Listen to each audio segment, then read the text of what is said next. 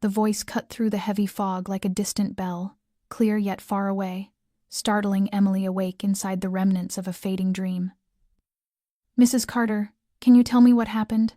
She tried to open her eyes, the metallic taste of blood still lingering in her mouth. Beside the bed, a young doctor stood with his pen poised over a clipboard, his face polite but empty. Behind him, a nurse adjusted the IV line, her hands gentle but her gaze different, deep, watchful, as though she could see through the bruised skin along Emily's jaw. I fell," Emily whispered, the lie heavy like a stone lodged in her throat. The words drifted into the silent room. No one spoke, but they hung there like an accusation. "Fell again." She nodded, even though her ribs burned like a knife sliced through her chest every time she breathed. Through the narrow gap in the curtain, Emily saw Brandon standing in the hallway. His suit was immaculate, his shoes gleaming, his posture relaxed as if attending a cocktail party, the phone pressed to his ear, and his smile untouched. As though his wife was not lying barely 10 feet away with a concussion and multiple fractured ribs. As though he had not slammed her head into the edge of the stone countertop hours earlier, simply because dinner was not ready on time. When their eyes met through the gap, Brandon's smile stayed perfectly in place, but his eyes turned cold and flat, like dead water, a familiar warning. Her heart pounded against her injured chest, and she looked away in pure survival instinct. The doctor wrote a few more lines, then closed the chart, his voice already drifting far from her life. "I'll prescribe something for the pain. The nurse will review discharge instructions. Try to be more careful with the stairs." He walked away, and with him went the fragile hope that someone might see the truth. The nurse remained. She checked heart rate, breathing, pupils, but her jaw tightened and a small muscle ticked along the edge. When she leaned closer to test the light response in Emily's eyes, Emily could smell a faint perfume, something like jasmine and the memory of kind grandmothers. "Fell down the stairs," the nurse murmured, so softly that Emily almost missed it. "That is what I will put in the record." She paused, her hand resting lightly on Emily's wrist, feeling the trembling pulse. "But we both know that is not what happened, don't we, child?" Emily's breath caught. For the first time in many months, someone truly saw her. "I cannot," she whispered, shame flooding every syllable. "You do not understand. He has connections, his family." "I understand far more than you think," the nurse replied, her voice low and steady. "The McAllister family, real estate, old money, friends in all the right places." She smoothed the blanket with careful precision. "And I also understand one more thing. If this continues, in 6 months you will not be in a hospital room, you will be in the morgue." The words pierced Emily like a real blade. 6 months. Was that all she had before dying inside her own home? "No one can do anything," Emily said, hating how her voice sounded like someone who had already surrendered. "I tried. I went to the police. Brandon's father plays golf with the sheriff. They let me finish my statement, then called Brandon to pick me up. He apologized, pretended to worry, and said I was paranoid from stress. When we got home, I learned what he does to someone accused of lying." The nurse's eyes changed, sharpening like steel. She glanced toward the curtain where Brandon's shadow still lingered. Then she leaned closer, her voice low but filled with a fierce resolve. "I have been in this profession for more than 32 years, and I have seen far too many women die because the system abandoned them. I will not watch it happen again. Do not do anything dangerous," Emily said urgently, panic rising. "He has connections. It is useless." "Useless is doing nothing," Linda answered, her tone soft yet unyielding. She squeezed Emily's hand, a silent promise passing between them. "You do not worry about his connections. I have a few of my own." "Just hold on, child." Emily stared at her, caught between fear and something she thought she had lost long ago. "Hope." Linda straightened up and adjusted the blanket just as the sound of footsteps approached the door. She gave Emily one last nod, a signal to stay strong before stepping back into her role as a nurse. If you are still listening at this moment, thank you for staying with Emily through that frightening silence. This story is only at its beginning, and what comes next will hold you so tightly you will not be able to look away. If something in you stirred, even faintly, please subscribe and share this story. Every share, every like is a way of lending strength to those living in silence just like Emily. Where are you listening from? Leave a comment telling us the place you call home. We want to know how many hearts in how many cities this story has touched. And if you have ever witnessed something like this, do not hesitate to share. Perhaps your words will be the next spark of hope for someone out there. The door to the room opened softly, and Emily knew who it was even before she saw his face. The familiar scent of his cologne mixed with the sterile smell of disinfectant in the air. Brandon stepped inside with a courteous smile fixed neatly onto his features, as though he were a devoted husband visiting his wife after an unfortunate accident. His gray suit was perfectly pressed, his tie knotted with precision, and his hair still carried a faint sheen, as if he had smoothed it back in the car moments before. He stood there with his hands in his pockets, his eyes sweeping slowly around the room before landing on Emily, as though assessing how fully she had recovered. She tried not to flinch when that gaze passed over the bruises that had not yet begun to fade. "You are awake," he said, his voice gentle, sweetened like sugar dusted over the edge of a razor. "I just spoke with the doctor. They said you fell down the stairs." Emily nodded, her throat tightening, partly from the dull throbbing pain, partly from the fear rising like a wave inside her chest. Brandon pulled out the chair beside the bed and sat, leaning slightly toward her. "Do you know what the doctor asked?" he said, and though the smile remained in place, his voice dipped lower, firmer. "They asked what happened." "And what did you say?" "That I fell," Emily answered, her eyes fixed on the blanket covering her body. He nodded, slowly, approvingly, like a teacher listening to a student give the correct reply. "Good. I know you are tired. I know you are hurting, and you may think that telling people everything will make you feel better. But you know, people out there do not understand our family. They like to judge. They do not understand the pressure I carry. They will think the wrong things about me, about us." Emily said nothing.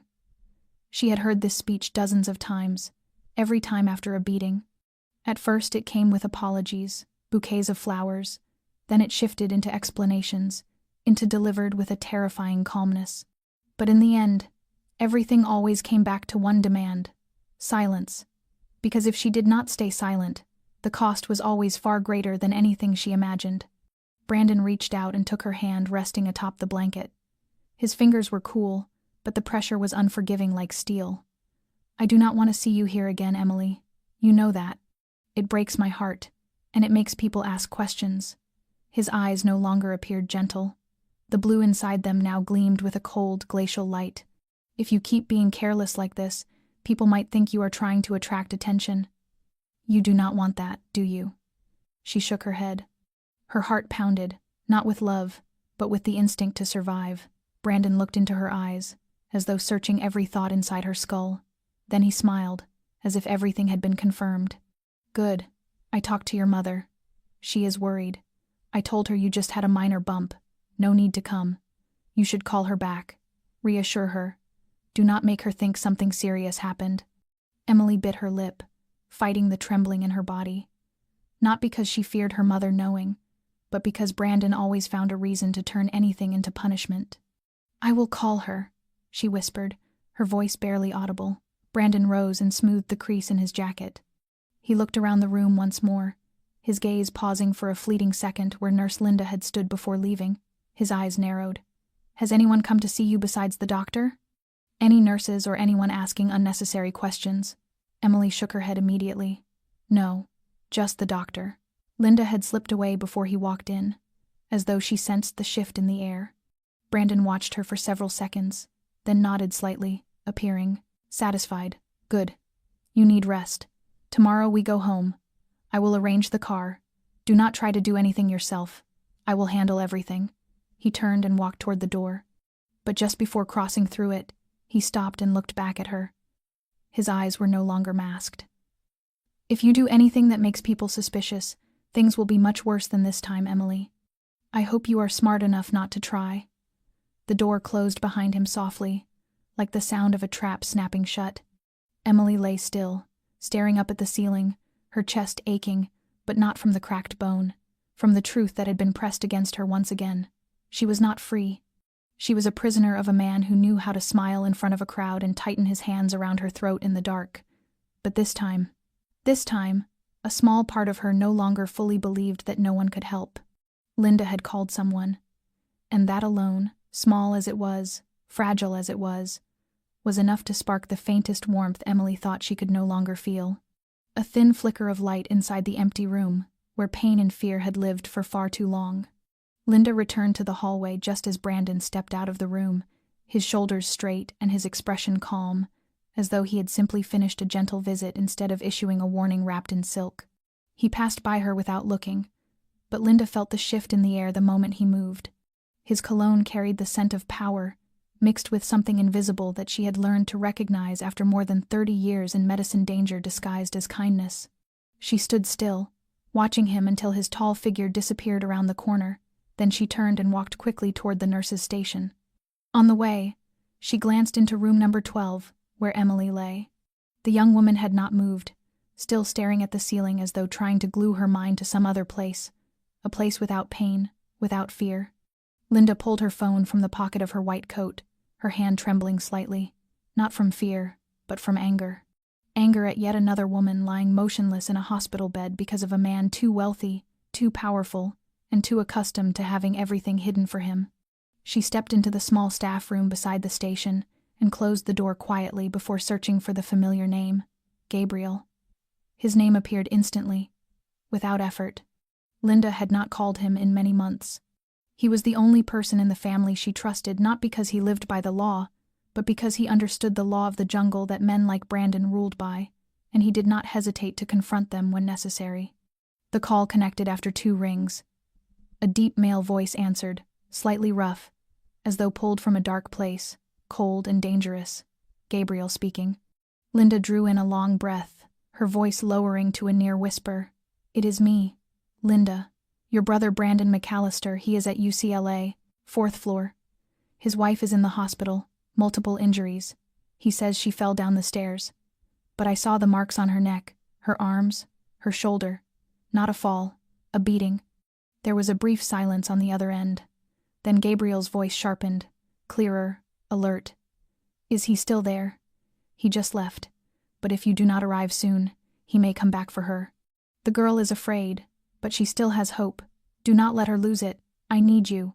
I need someone men like Brandon will not dare touch." Linda rarely asked anything of anyone, especially not Gabriel. But her voice was not a plea. It was a command spoken through restrained rage and an unbreakable instinct to protect. Her name is Emily, 28 years old, gentle, aware, but shattered inside. If you do not arrive in time, do not expect to see her alive. The silence stretched for several seconds. Then Gabriel responded, his voice cold as sharpened steel. "Keep her where she is. Do not let anyone move her. Can you keep him away from her room?" Linda smiled, a small, confident smile. "I have 10 nurses under my authority and a security team no one can buy. He will not lay a hand on her." Gabriel ended the call without another word. Linda stared at the darkened screen, then slipped the phone back into her pocket. She smoothed her hair, drew in a steady breath, and returned to the hallway. Brandon's shadow was gone, but she knew he would return soon enough, carrying that facade of perfection that made her stomach turn. But this time, Emily would not be alone. And Linda, who had seen far too many victims abandoned by the very system meant to protect them, would not allow another name to be carved into a gravestone simply because someone was too afraid to intervene. Gabriel was coming, and when he arrived, everything would change. Less than 15 minutes after Linda's call, the sound of footsteps echoed steadily along the 4th floor corridor.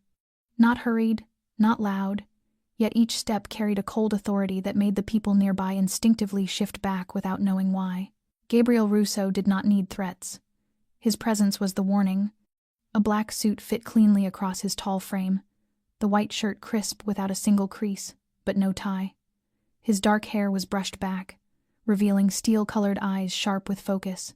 He did not look at anyone, did not need directions, simply walked toward room 12 as though the entire hospital were moving around him rather than the other way around. Linda stood in front of the door, arms crossed, her eyes like arrows. When she saw Gabriel, she gave a small nod filled with meaning. At the far end of the corridor, another set of footsteps sounded faster, more self-assured Brandon. He had returned sooner than Linda expected. Not a surprise. Men like Brandon never stayed far from their prey. When he saw Gabriel, his stride faltered for a single beat, then continued with a half-smile as though nothing in the world had shifted. "Gabriel," he said, his voice stretching itself into false warmth. "Did not expect to see you here." Gabriel did not smile, did not extend a hand. He stopped in the center of the hallway, positioning himself between Brandon and the door behind Linda. "Do not call me by my name like that," he said, his voice low and calm like a lake before a storm. Brandon blinked, then let out a small laugh. "Still touchy, I see, but it seems you are confused. This is my family's matter, my wife. I do not see anything here that requires your involvement."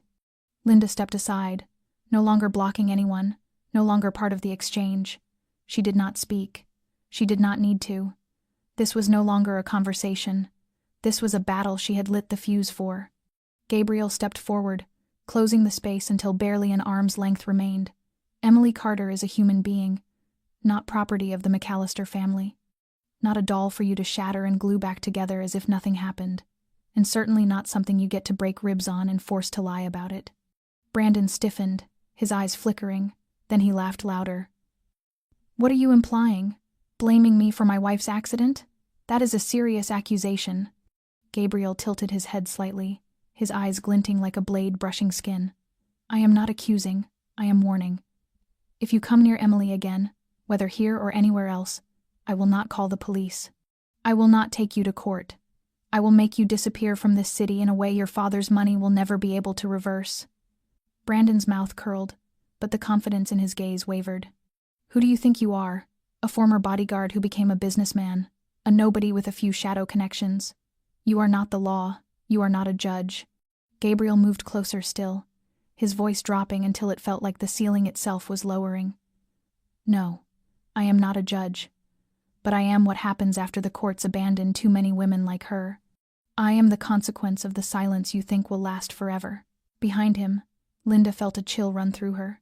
It had been a long time since she had seen Gabriel step outside the cage of restraint. But this time it was not rage without control. It was a declaration, a sentence spoken without a gavel. Brandon inhaled sharply and took a step back. "I have the right to take my wife home. She is not a prisoner." Gabriel did not reply. Instead, he reached into his jacket and pulled out a single sheet, plain white paper with an official hospital stamp. A special trauma observation order due to suspicion of domestic violence. Signed by the chief attending physician. She will remain here for the next 48 hours under hospital supervision. And if you step through that door even half a step, security will be called. Not to escort, to document. Brandon snatched the paper, scanned it, then crushed it in his fist. He stared at Gabriel, as though ready to tear into him. But in the end he only clenched his jaw, turned, and walked away. Each step dragged his cracked mask farther behind him. When he disappeared around the corner, Linda exhaled quietly. Gabriel stood still for a few seconds longer, then turned to her. "How is she?" Linda looked into the room. "The girl has not slept. But now, at least she is no longer alone." Gabriel nodded and approached the door. For the first time since answering the call, his eyes softened. The storm had arrived. And this time, it had come to protect. Emily heard the footsteps before the door opened. Not the sharp, icy click of Brandon's shoes, but a heavier, steady stride, carrying a certainty that shifted the air inside the room. When Gabriel appeared in the doorway, his eyes were no longer the blades he had turned toward Brandon in the hallway, but a calm that made the tension in Emily's body release just enough for her to feel the difference. Linda stepped in behind him, her voice gentle but firm. "It is time, Emily. The doctor has signed the discharge papers, but you cannot go home. Brandon has left the hospital, but no one knows where he is waiting." Emily tried to sit, but pain shot through her ribs and she sank back down. Gabriel moved instantly, no questions, no hesitation, one hand supporting her back, and the other adjusting the pillows so she could sit without straining. His movements were so careful it made her throat tighten.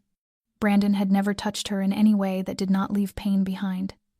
"Thank you," she whispered, her voice thin as a thread. Gabriel did not reply, but his eyes said everything. "No one will ever hurt you again." Linda handed her the hospital bag, the papers, the medication, and a small card with the overnight hotline number. "If you feel anxious, panicked, short of breath, or if he shows up at your mother's house, call immediately. You do not have to endure alone anymore, Emily." The words opened something inside her chest, a place where only darkness and silence had lived for far too long. As they pushed the wheelchair into the hallway, her heart pounded wildly. Every corner, every person standing nearby, every door opening made her flinch, afraid to see Brandon's shadow, his polished smile, his blade-like stare. But instead of him, she saw a man in a black suit walking beside her, each step like an invisible shield. When the elevator opened, another man stood waiting, tall, head shaved close, eyes alert. Gabriel spoke only one sentence. "This is Alex. He will escort us. No one can touch you." They crossed the parking structure as though moving through a war zone, and when the car door opened, Emily froze. A sleek black SUV, dark-tinted windows, soft leather seats, clean air, quiet. She looked into the dim interior and felt a strange contradiction. A locked vehicle used to mean being trapped with Brandon. Now it was the safest place she had. Gabriel helped her into the seat, fastened the belt, but did not lean in, did not touch her more than necessary. A kind of respect she did not know she had been starving for. As the car pulled away from the hospital, Emily looked back through the glass. Not with longing, but because it was the place where, for the first time in years, she had been believed. The night of Los Angeles stretched outward, golden lights bleeding like ink, distant and near, beautiful and cold. She felt her hands trembling, and Gabriel noticed before she could hide it. "You do not have to be strong right now," he said, his voice low but warm. "You just have to breathe, just exist. Everything else comes later." She closed her eyes and let the steady hum of the engine carry her. Less than 20 minutes later, the car stopped before a tall glass building, elegant but unpretentious. The doorman bowed to Gabriel as though he were a man the whole city knew, but no one dared to name aloud. The elevator carried them to the highest floor. When the doors opened, Emily held her breath. Not from fear, but from the shock of what she saw. A vast penthouse with floor-to-ceiling glass, overlooking the glittering city below. No shouting, no heavy footsteps, no smell of alcohol spilled into carpet. Only space, quiet, clean air, and the sensation of freedom she could not remember ever having.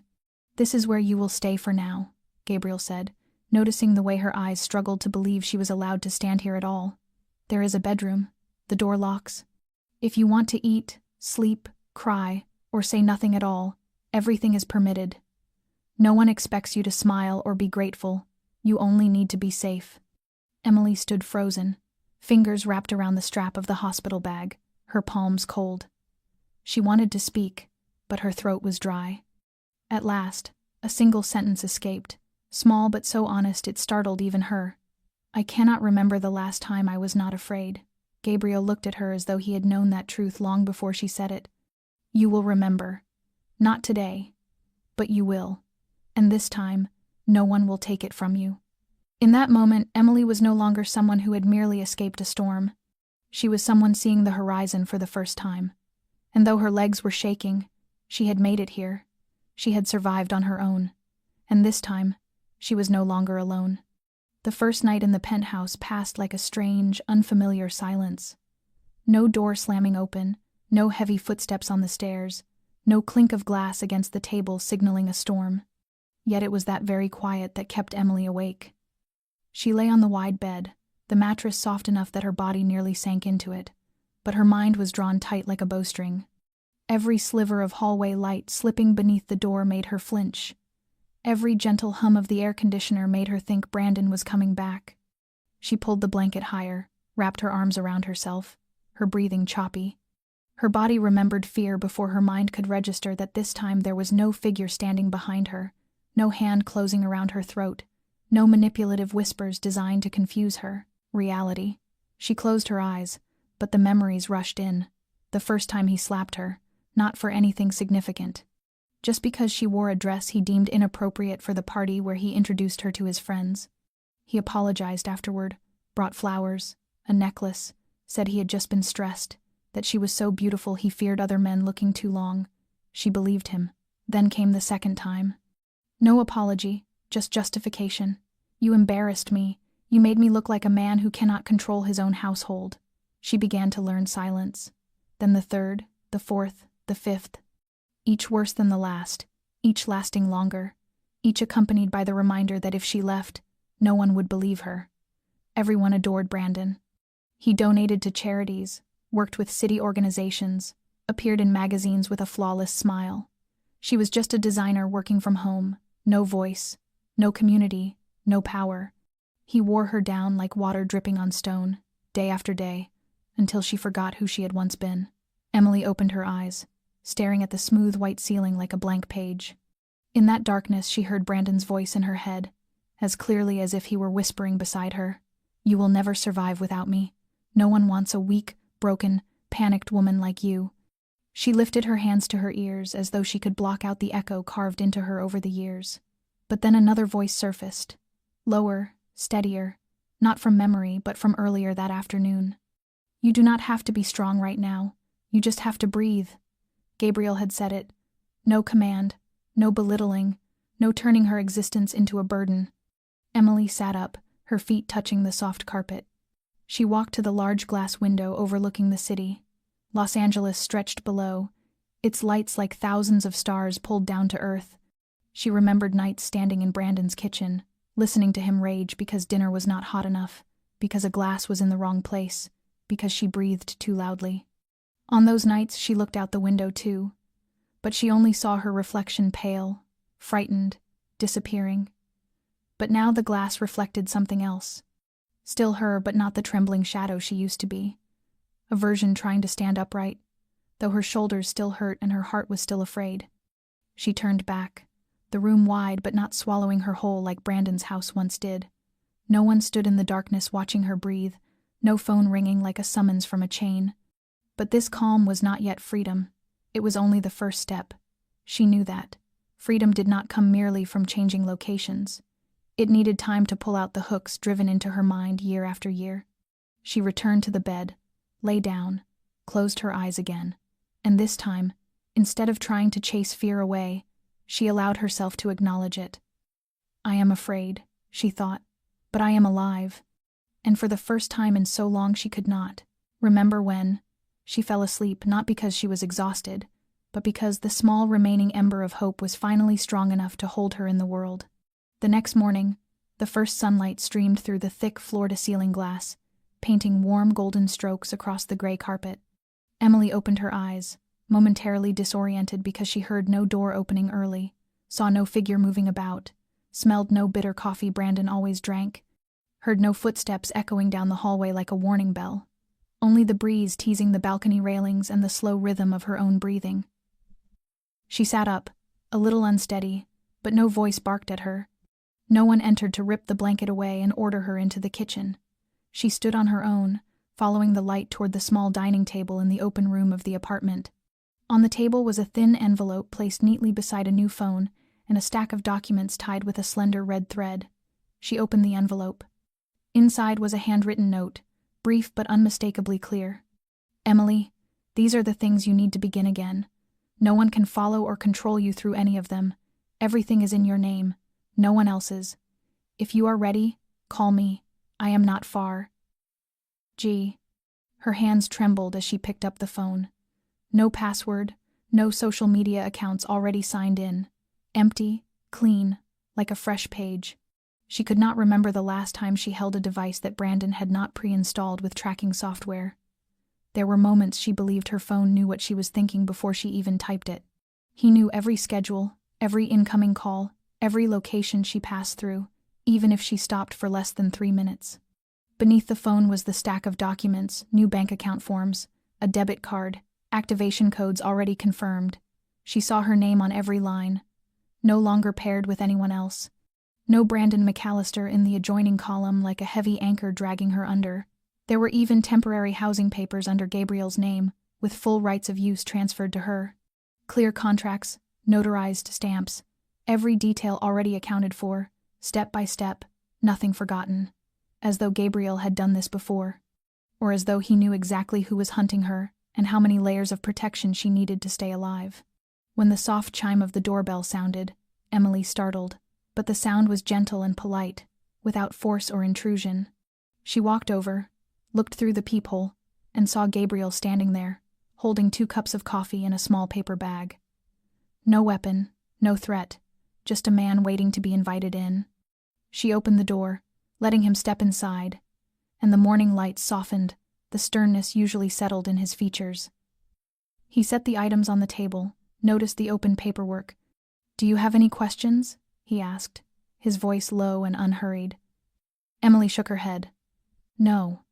But I do not understand why you did all of this." Gabriel did not answer right away. He looked toward the glass wall where the tall buildings were still half asleep beneath the morning haze. "Because I once watched someone not escape in time," he said slowly. "And I swore to myself I would not let it happen again if there was anything I could do differently." Emily tightened her hands around the cup. The warmth spread through fingers chilled by fear and confusion. "You did not ask if I planned to leave. Did not ask if I might go back to Brandon. You just prepared a way out. A road. If I wanted it." Gabriel nodded. "This is your life. Not mine, not Brandon's. You are allowed to choose. That is the first thing violence steals from its victims, the right to choose. And now, you have it again." Emily had no words. She simply sat there, holding the coffee, staring at the new phone where her old life had been cut off completely. She did not know what the future would look like. But for the first time in years, she had the chance to write it herself. With her own number, her own accounts, no one watching, no one steering. And that was what Gabriel had given her. Not as a savior, but as someone who understood the profound worth of being allowed to live as oneself. The next morning, Gabriel brought Emily to a modest office building nestled quietly in the Westwood neighborhood, far from the noise and restless pulse that usually defined Los Angeles. No flashy signage, no bustling reception desk, only a small brass plaque beside the door with 3 etched words, Avery M. Brooks. Emily tightened her grip on her bag as she stepped inside, her palms cold. The thought of facing the legal system that had once abandoned her twisted her stomach, but this time there was something different. She was not walking in alone. Avery's office was compact but warm, daylight from a large window, spilling across pale wooden floors and reflecting off shelves crowded with case files and legal texts. A woman in her mid-40s lifted her gaze from her computer as they entered, her hair cut short and neat, her eyes sharp behind fine metal frames. She stood and extended her hand to Emily. "Miss Carter, I am Avery Brooks. It is very nice to meet you." Emily took her hand and felt a measured, steady grip, neither pitying nor hesitant. "We have prepared some initial steps based on the information Gabriel provided, but I want to hear directly from you first, about what you want and what you fear. You have full control over this divorce." The word, divorce, echoed in Emily's mind like a deep, resonant bell. It had been forbidden in her home, a threat Brandon wielded like a leather whip whenever she dared search for a way out. She sat, her fingers interlaced in her lap. "I want to leave him," she said, her voice soft but firm. "I do not want property. I do not need money. I only want freedom and safety."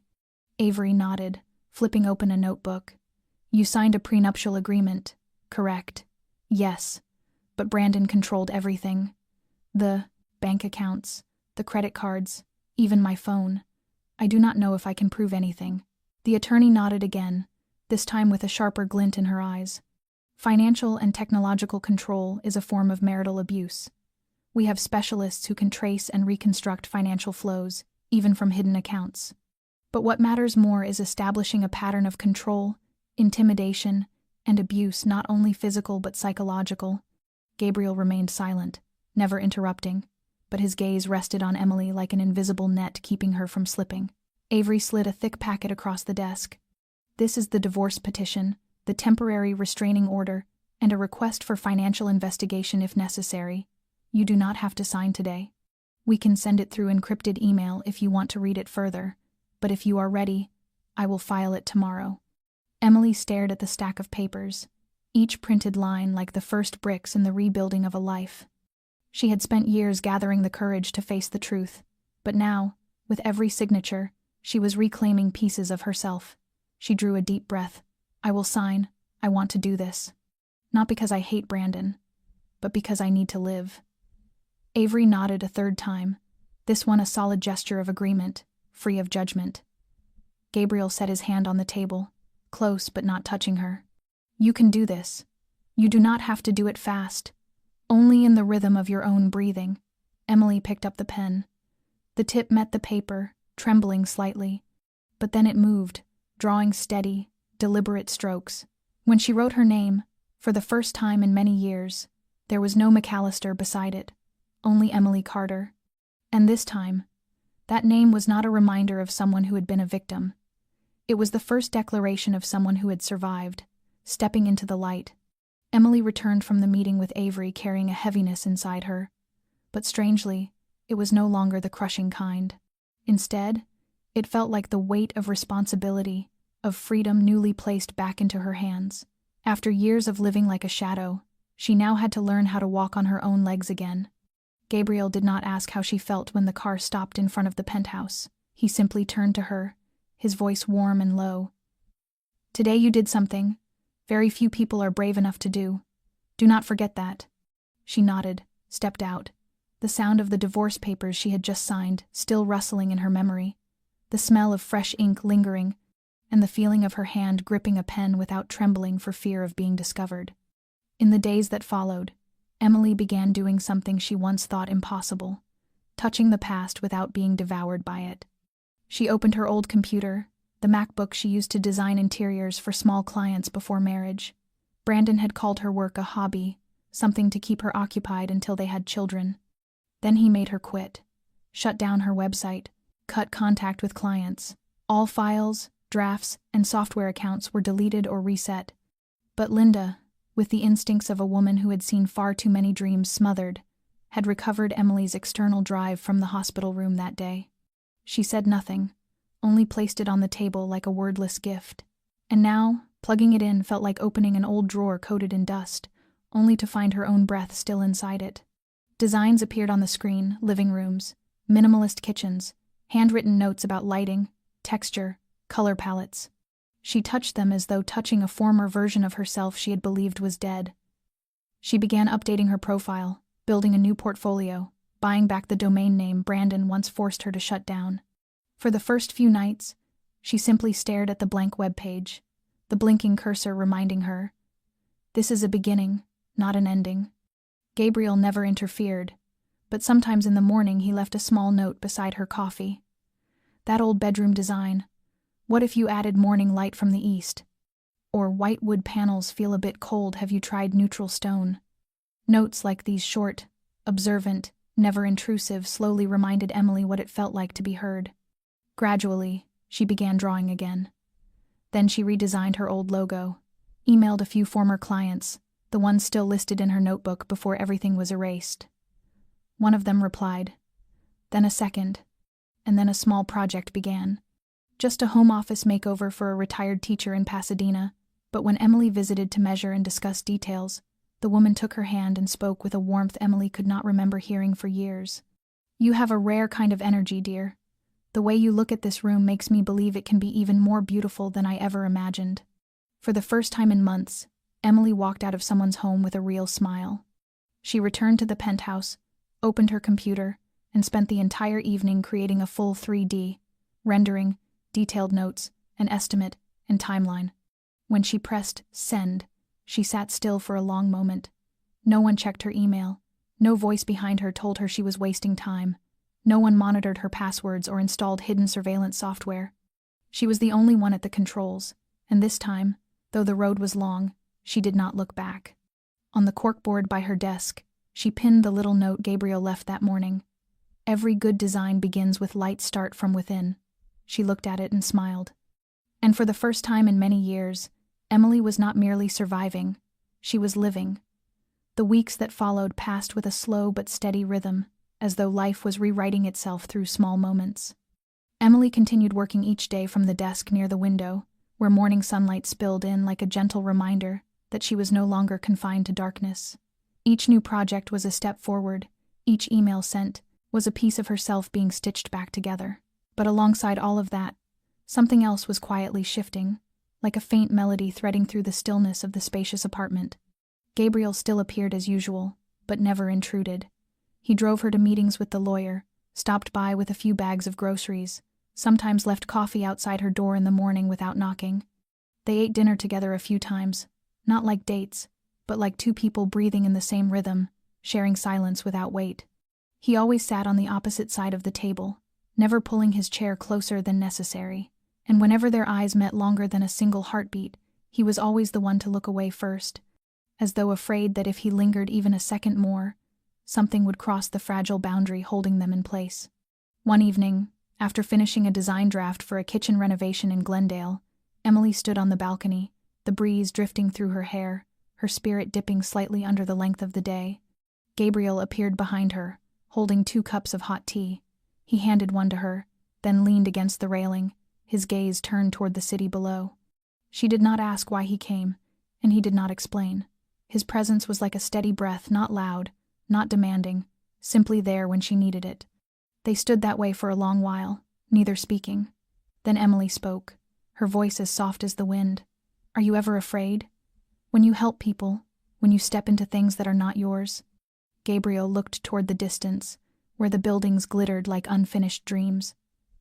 "Of course," he said, "but I am more afraid of doing nothing, because I once watched someone die in my hands, simply because no one acted in time. After that, I did not allow myself to stand still anymore." Emily did not ask further, but from his eyes, she understood that the story was not an easy one to share, and that was what made her trust him more.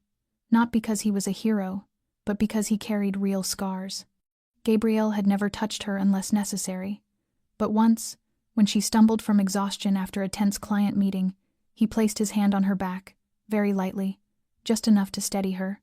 It was only a brief touch, but it did not send her into panic like before. Instead, she felt calm, and from that moment, they learned how to exist beside each other without touching. He read her eyes when she needed space, and she understood that his silence was also a form of care. One night, when the power went out temporarily due to maintenance, they sat by candlelight in the living room. Gabriel told her about being a boy growing up in the Bronx, being called the grandson of the old nurse, and getting into fights just to defend Linda's name. Emily laughed, the sound ringing out so naturally that even she was surprised. Gabriel looked at her for a moment, then turned away, but something in his eyes loosened, as though the softness in her was something he feared touching because he feared it might break. Their relationship did not move quickly like a flame, did not flare, did not burn bright. It smoldered like embers in a hearth, warming day by day, through small gestures, through unspoken glances. Emily knew it was healthy. She knew clearly the boundaries she needed, and Gabriel never tried to cross them. Not because he did not want to, but because he understood she was not ready. And perhaps it was that patience that made her begin to believe that if one day she loved again, that love would not be a surrender, but a choice conscious, safe, and respectful. And if that person were Gabriel, then it would not be a love born from fear, but from peace. While peace was slowly settling into Emily's new life, a storm was gathering on the other side of the city. Brandon McAllister stood before the wide glass window of the top-floor office of McAllister Holdings, the city of Los Angeles stretching below in millions of flickering lights. But his eyes felt nothing toward the beauty. His fingers tapped against the cold glass surface of the desk, the half-burned cigar in his other hand leaving a sharp, acrid scent in the air. The phone lay in front of him, the screen still lit with the name of the last caller, his private attorney. He had just received word from the office of Avery Brooks.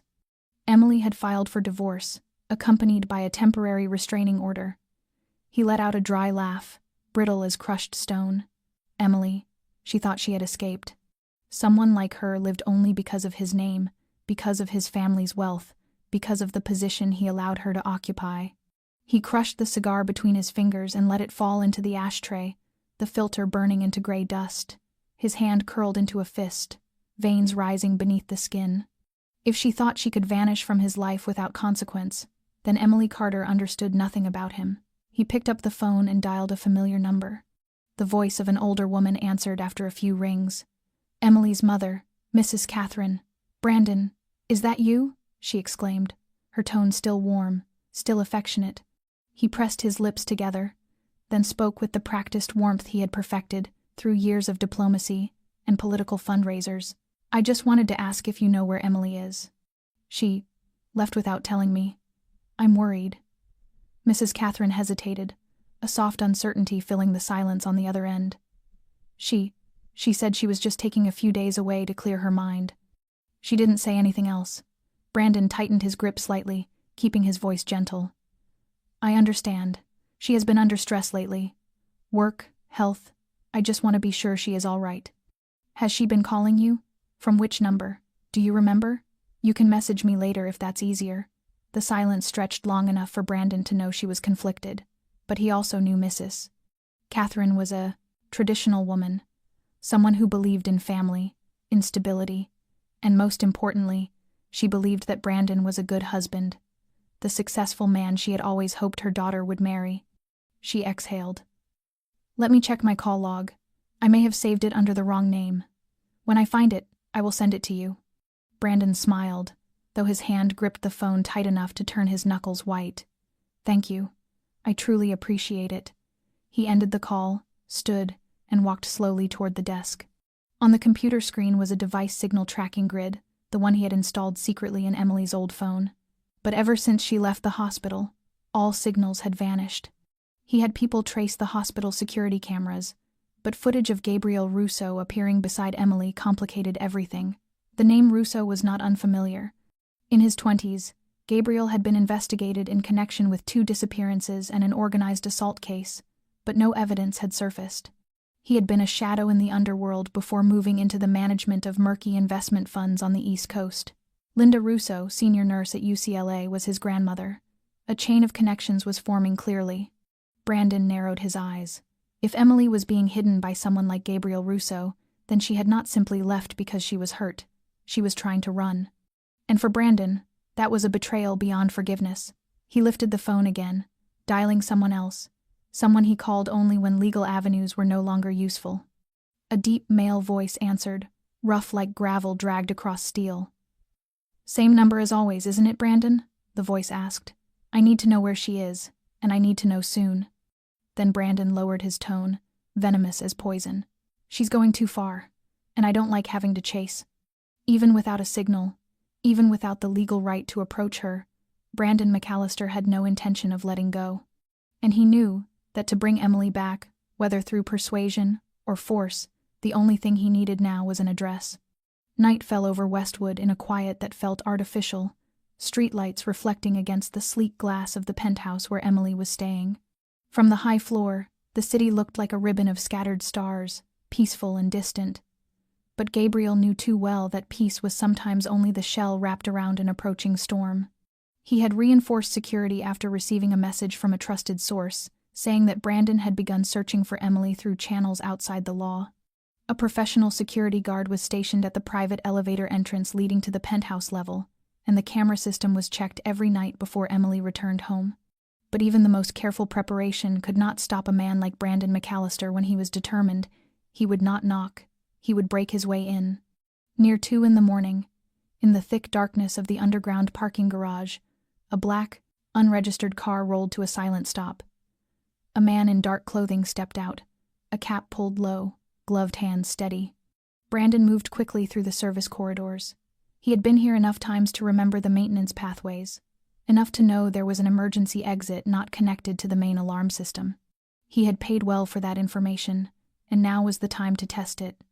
He unlocked the door and slipped inside like a shadow, threading through the service hallway behind the residential wing. His footsteps were nearly soundless, except for the faintest tap of rubber sole against polished stone. But Brandon did not know that the night guard, a former special operations officer named Marcus, brought in by Gabriel from New Jersey, had been trained to detect sounds even softer than that. When Brandon used a homemade device to bypass the elevator lock and began climbing the emergency stairwell, Marcus had already left his station and begun moving in the opposite direction.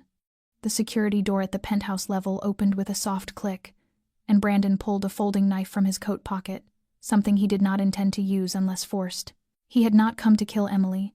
He had come to take her back, by any means necessary. But the moment he stepped onto the carpeted hallway, Marcus appeared, without a sound. "Stop!" the deep voice commanded. Brandon jerked back, startled. "Who are you?" he snapped. "Police?" Marcus said nothing. He simply drew a collapsible baton from behind his back and flicked it open, the metallic snap slicing through the silence. Brandon turned to run, but Marcus was already on him, twisting his arm and forcing him to the ground in less than 3 seconds. The thud hit the floor just as Gabriel opened the apartment door, alerted by the internal security signal.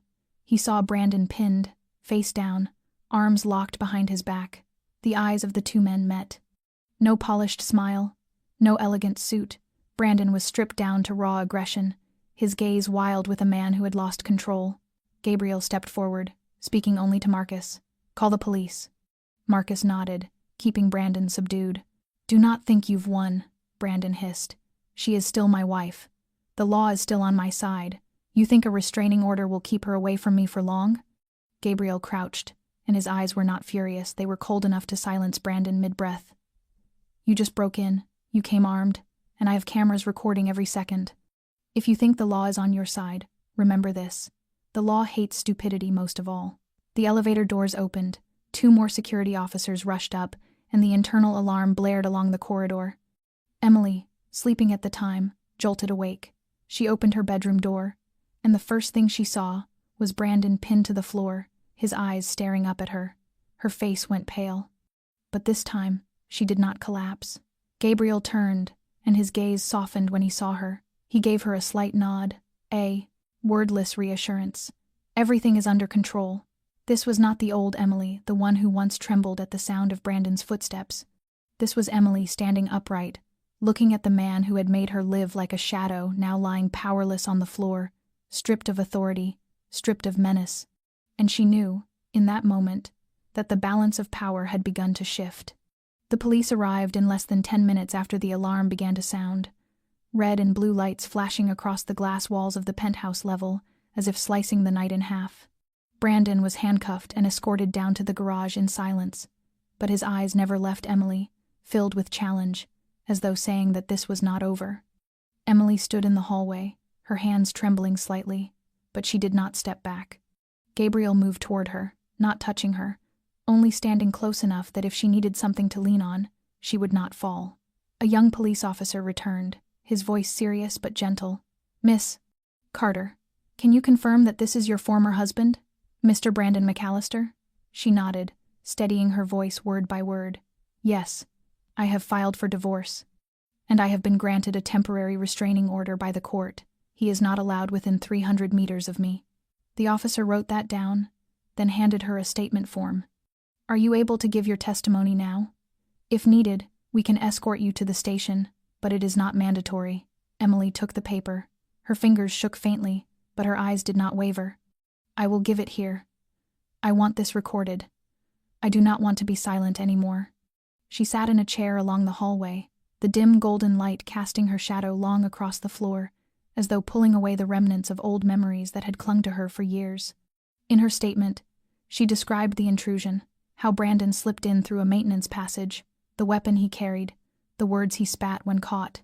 But what slowed her hand was not the details of the night, but the final question whether this was the first time she had felt threatened. She looked up at the officer, then wrote slowly, "No. I have lived in fear for many years, not because of one break-in, but because of living each day with a man capable of destruction who still knew how to smile for the crowd. I once believed his politeness would protect me from judgment, but today I choose to let the truth protect me instead." When Emily signed her name at the bottom, her hand paused for a breath. No longer the signature of a wife, only the name of a survivor, Emily Carter. Gabriel watched her from a distance, his eyes neither proud nor pitying, only an unspoken acknowledgement that she had crossed a threshold no words could describe. Brandon was taken to the station, and his attorney arrived almost immediately after. But this time, there was no familiar sheriff patting his shoulder, no discreet agreement to make the matter disappear. The record of violence, forced entry, violation of restraining order, and possession of an illegal weapon was filed before dawn. A senior officer personally ordered strict warning measures and electronic monitoring while awaiting trial. Brandon protested, threatened, but no one yielded, because this time, no one was fooled by his smile. When Emily left the police station at sunrise, the sky was beginning to soften, a pale pink stretching across distant rooftops. She inhaled deeply, the cool morning air filling her lungs, as though washing away the last traces of fear. Gabriel waited beside the car. He did not ask how she felt, but when he opened the door for her, his eyes said enough. "I see, I know, and I am here." Emily sat in the seat and leaned her head against the window. It no longer felt like running. For the first time in a very long time, She felt as though she had stepped out of a cage on her own legs. And that, more than anything, was the first step toward reclaiming the life that had once belonged to her. The very next morning, while Brandon was still in custody, Gabriel sat in a conference room on the top floor of a glass tower in the heart of New York City, where the early morning sunlight reflected across the long, polished ebony table. In front of him were 3 senior partners of a major investment fund, men who held direct controlling stakes in a constellation of real estate companies across the United States, including McAllister Holdings. In Gabriel's hand was a leather-bound folder, thin in appearance but heavy in implication. He did not speak much. He simply slid the file toward them and opened to the first page. It was an extract from the police report from the night Brandon McAllister was arrested for violating a restraining order, along with still images taken from the penthouse security cameras. Gabriel did not need persuasion. The images spoke for him. The men across from him examined page after page, their expressions darkening. By page 8, the image of Emily Carter with a bruise circling her wrist, taken from the initial medical report issued by UCLA Hospital. One of the partners exhaled heavily and set his pen down on the table. Gabriel leaned back, his demeanor calm. "I know you are practical men. I am not asking you to dismiss Brandon immediately, though I would not object if that is the outcome. I simply want you to understand that keeping someone like him in an executive position is not only an ethical liability, it is a financial one. Reputation travels faster than quarterly earnings. A media scandal needs only 24 hours to wipe out 10 points of investor confidence. And when that happens, the first people to suffer won't be Brandon, it will be you." He tapped his finger lightly on the table, the reflected light in his eyes no longer threatening, but carrying the cold warning of someone who had run out of patience. "I can hand this entire dossier to an independent journalist by tomorrow morning, or we can do this, quietly, internally, smoothly, and efficiently." One of the partners spoke, his voice steady but tight. "What do you want?" Gabriel allowed himself a faint, restrained smile. "I want Brandon suspended from all executive responsibilities for 6 months. I want the board to place his personal financial activities under supervision for the duration. And I want his ownership stake in McAllister Holdings frozen until the trial concludes. If he is convicted, I will not need to say another word." The third partner flipped back through the file again, his finger pausing on the photo of Emily leaving the police station. There was silence for nearly a minute.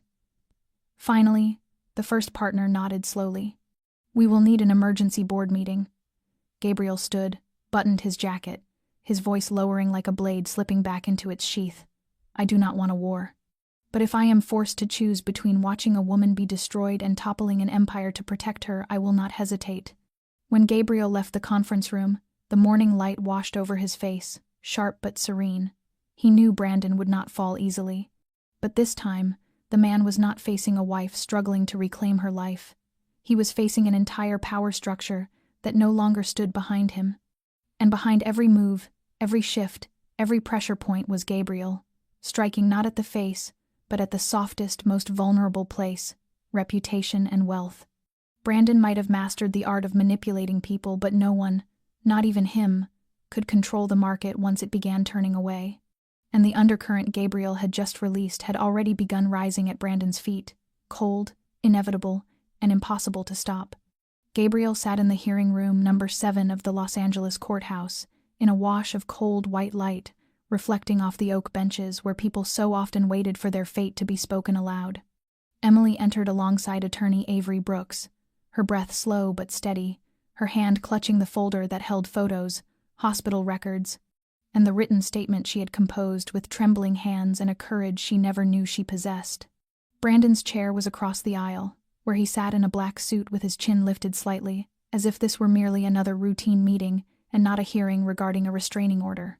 But Emily noticed something new in him, something she had never seen before, the faint tightening of his pupils when he saw her walk in without bowing her head or averting her gaze. Gabriel was not seated beside her, but she knew he was just beyond the door, close enough that if she walked out and her breath faltered, he would be there like a solid wall. The clerk read the case summary, the voice even and calm through the stillness of the room. Violation of a restraining order, unlawful entry, possession of a potentially harmful weapon, alleged ongoing threatening behavior, medical confirmation of older injuries consistent with domestic splanning, violence. Brandon adjusted his cuff, attempting to maintain an expression of composure. Avery leaned in and whispered near Emily's ear, her voice low but unwavering. "You do not have to be perfect. You only have to tell the truth." When it was time, Emily stepped up to the witness stand. Her eyes met those of the judge, a silver-haired woman with a sharp gaze softened by something that was not pity, but understanding. "Tell me," the judge said, and Emily told. She told not only about the night in the hospital, but about the long years before it. She told of a late dinner by 1 hour, where a simple question became the first slap. She told of Brandon smashing her phone and claiming she was careless. She told of lying motionless in bed because she knew that even breathing too loudly could ignite his temper. She told of going to the police station, standing under fluorescent lights while the police chief, her husband's father's golf partner, looked at her with suspicion instead of concern. She told of the shame of lying to her mother and saying she had bumped into a kitchen cabinet. She told of waking in a hospital bed and realizing she would die if she stayed one more day. No one in the room moved. Not even Brandon. When Emily finished, the judge turned page after page, examining photographs of injuries, reviewing the UCLA medical report, looking at the doctor's note that said, "Fell downstairs," and at the uneven handwritten line beside it from Nurse Linda. Then she lifted her eyes. "Miss Carter," she asked softly, "what is it that you want from this court?" Emily swallowed once, then spoke, each word steady, neither pleading nor shaking. "I want to live without looking over my shoulder to see if he is there. I want to sleep without fearing the sound of a key in the lock. I want to breathe, to walk outside, to speak, to exist without this man deciding who I am allowed to be, and I want the court to say clearly that this right belongs to me." A long silence followed. Then the judge brought down the gavel. "The restraining order is granted, effective long-term. The defendant is required to maintain a minimum distance of 500 meters from the plaintiff under all circumstances. Any form of contact, direct or indirect, is prohibited." Brandon shot to his feet, his mouth opening as if to object, but his attorney grabbed his arm and whispered something that froze him in place. Emily left the courtroom, her steps so light she felt as though she were walking on air. Gabriel stood waiting, leaning against the pale stone wall, his hands in the pockets of his coat, his eyes softening only when they landed on her. "How did it go?" he asked. Emily didn't need to speak. She simply looked at him, and her lips trembled into a small smile, fragile but real. Gabriel nodded, did not hug her, did not reach for her, only opened the door so she could walk outside where sunlight spilled down the courthouse steps like a blessing. And for the first time, Emily felt she was walking not to escape but to arrive. 2 weeks after the hearing, at 7 in the morning, when the first light of day was still thin like a veil draped over the city, Emily sat at her new workspace in a small apartment in Santa Monica, the place she had just signed a 6-month lease for, under her own name. No more Gabriel's cold penthouse, no more security staff nodding as she passed, no more sense of living temporarily inside someone else's life.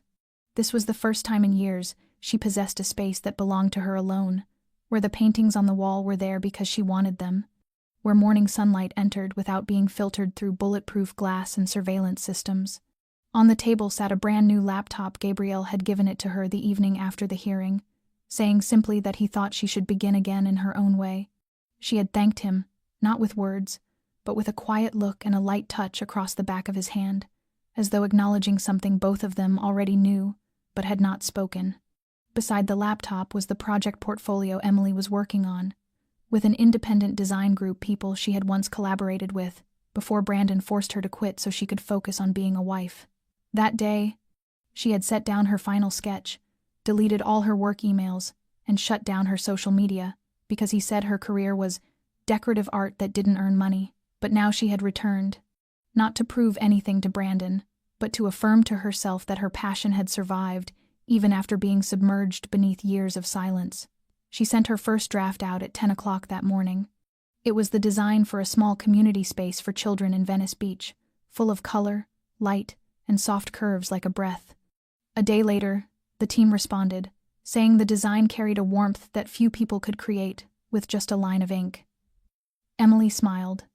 No one knew she had drawn it through tears, with classical music playing softly in her ear, and with a hand that once trembled but now held steady. She spent the days that followed working in coffee shops, sometimes in the city library, where she found a small corner overlooking an artificial lake where ducklings swam. She wrote ideas into a notebook, sketched patterns inspired by maple leaves, by the roof of her grandmother's old house, by the way sunlight refracted through a glass in late afternoon. Each design she completed was not just a project, but a small stone placed on the new road she was building for herself. She began receiving more clients, people who came through recommendations, then through the personal website she redesigned on her own.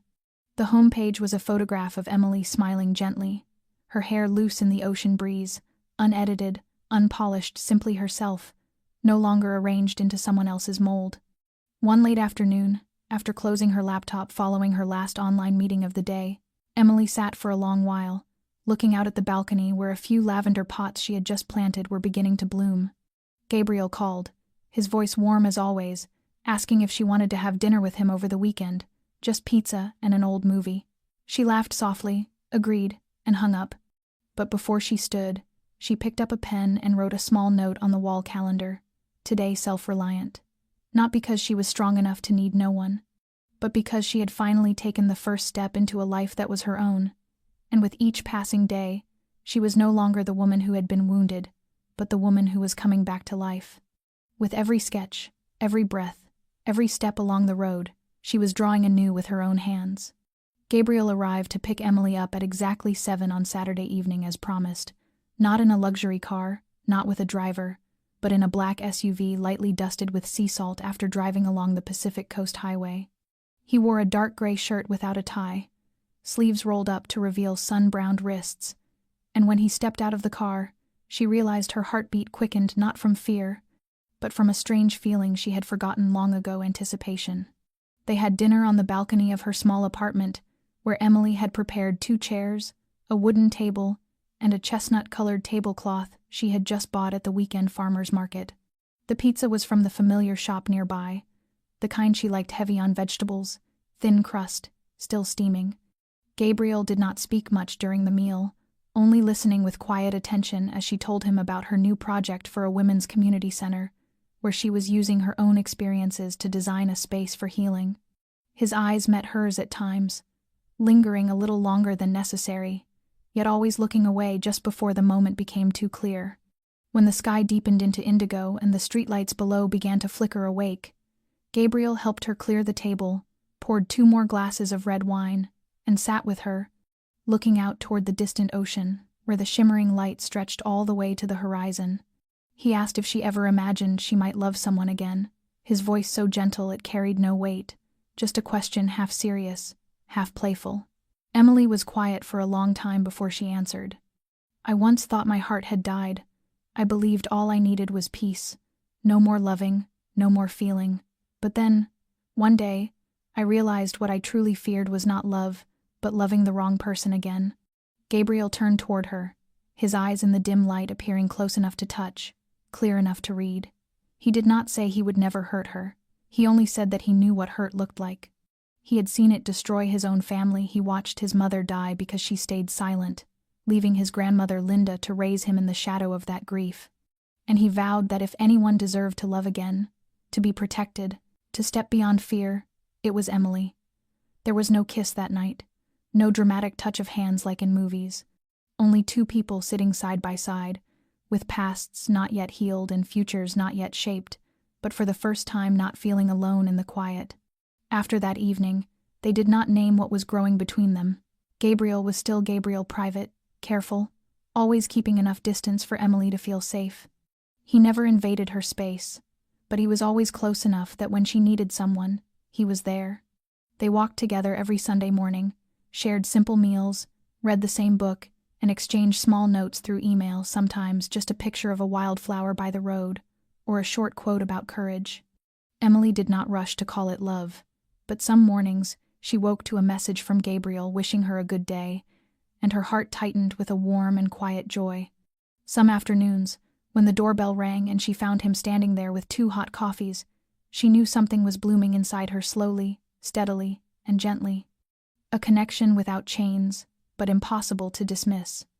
And though neither of them said the words, Emily knew that if this was not love, then it was something beautiful enough, true enough, and strong enough to make her believe that her heart could blossom again. After everything, seasons changed, and as Emily healed, her her dreams began to take shape. 1 year later, April in Los Angeles was startlingly clear, the air seeming freshly washed after the previous night's rain, leaving the sidewalks glistening and the faint scent of greenery drifting through each passing breeze.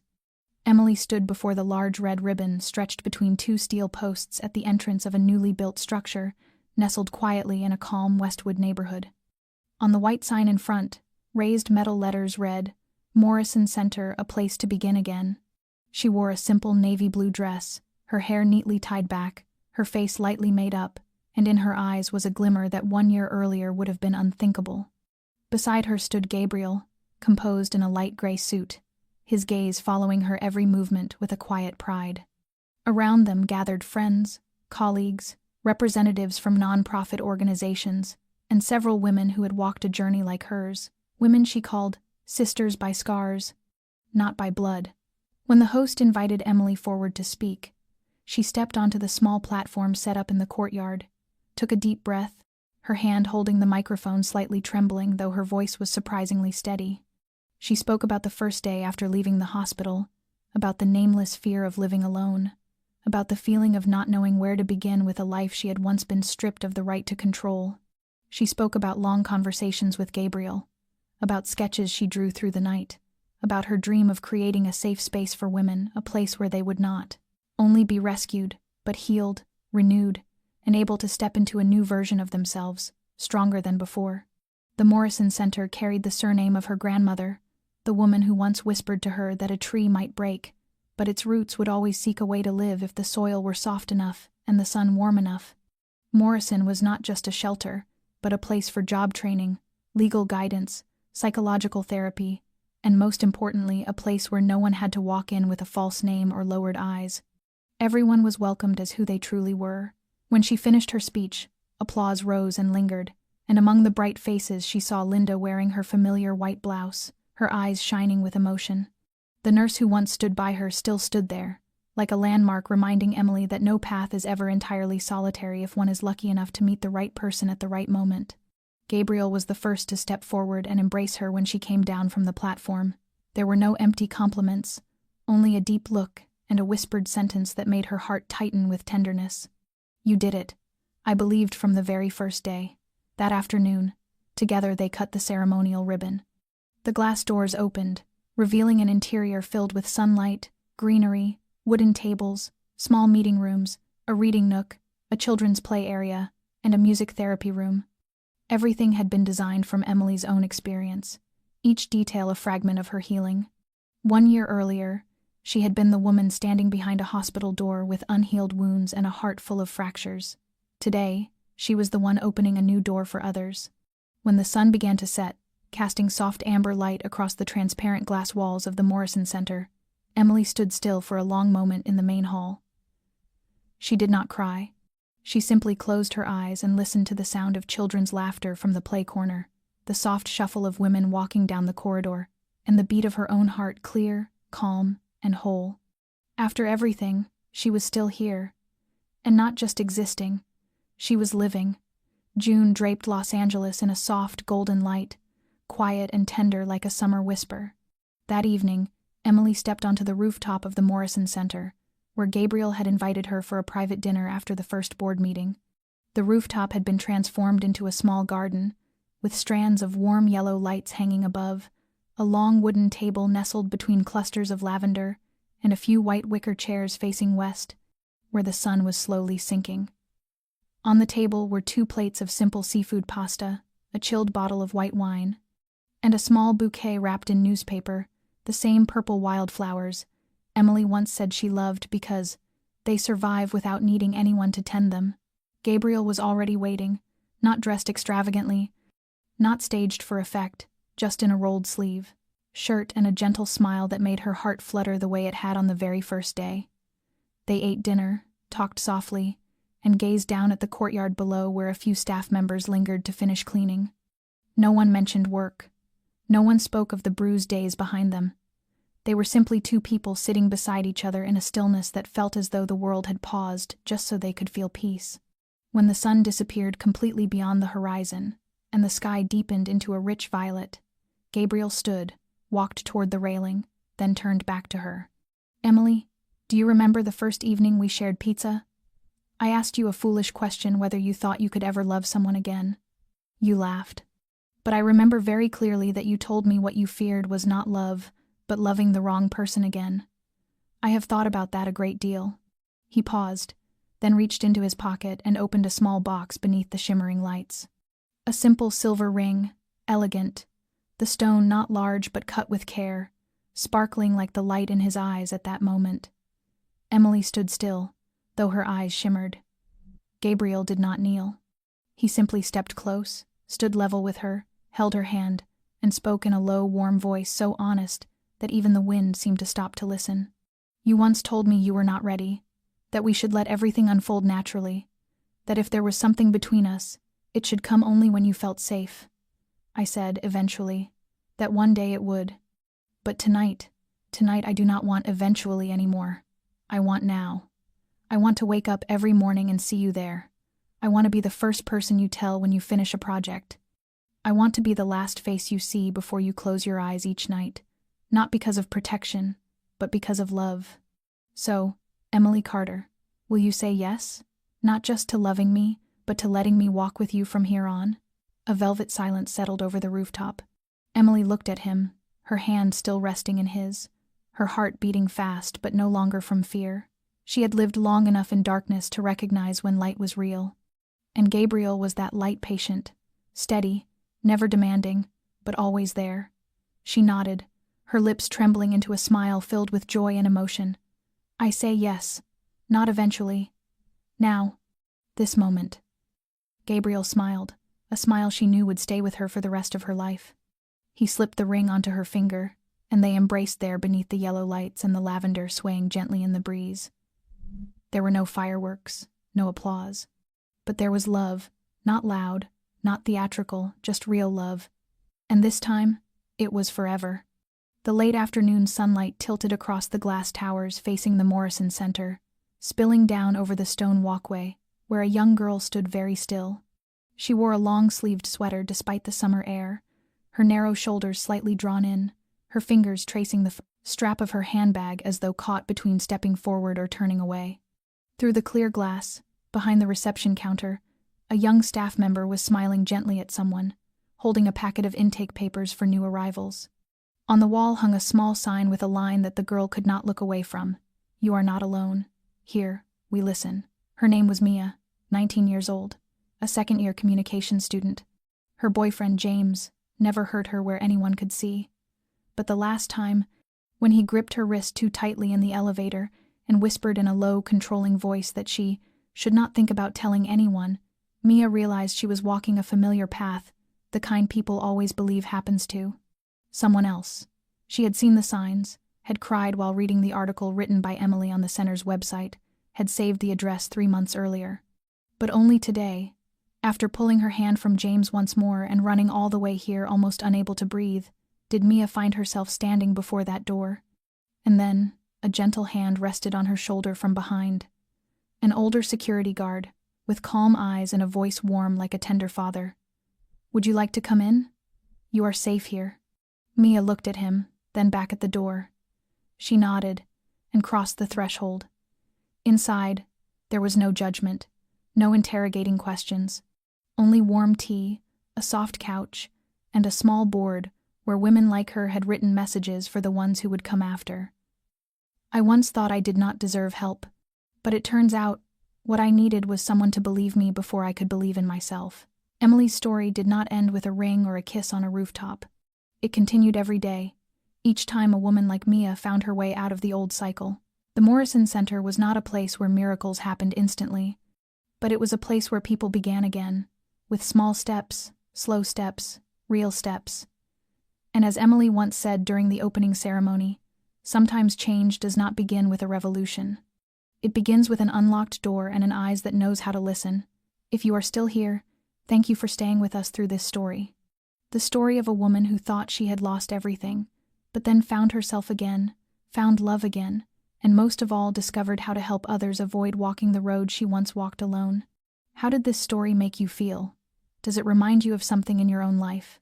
Is there someone in your world who needs a door like the Morrison Center? Leave a comment below so we can listen to your heart. Every share of yours may be a spark of light for someone still wandering in the dark. And if you feel this story touched a part of you, do not forget to subscribe to the channel, like, and share the video so the message can reach many more souls. We will return with more meaningful and deeply emotional stories in the next videos. Thank you for listening. Wishing you good health, peaceful living, and happiness every day. Goodbye, and see you in the next video.